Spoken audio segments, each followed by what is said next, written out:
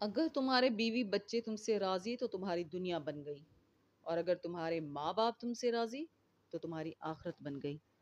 آج کی آیت کا ترجمہ۔ پناہ مانگتی ہوں اللہ کی شیطان مردود سے۔ شروع اللہ کا نام لے کر جو بڑا مہربان نہایت رحم والا ہے۔ اس کتاب کا اتارا جانا اللہ کی طرف سے ہے جو غالب ہے، حکمت والا ہے۔ اے پیغمبر، ہم نے یہ کتاب تمہاری طرف سچائی کے ساتھ نازل کی ہے، تو اللہ کی عبادت کرو، یعنی اس کی عبادت کو شرک سے خالص کر کے۔ دیکھو، خالص عبادت اللہ ہی کے لیے زیبا ہے، اور جن لوگوں نے اس کے سوا اور دوست بنائے ہیں وہ کہتے ہیں کہ ہم ان کو اس لیے پوچھتے ہیں کہ وہ ہم کو اللہ کا مقرب بنا دیں۔ تو جن باتوں میں یہ اختلاف کرتے ہیں اللہ ان میں ان کا فیصلہ کر دے گا۔ بے شک اللہ اس شخص کو جو جھوٹا ناشکرا ہے ہدایت نہیں دیتا۔ اگر اللہ کسی کو اپنا بیٹا بنانا چاہتا تو اپنی مخلوق میں سے جس کو چاہتا منتخب کر لیتا۔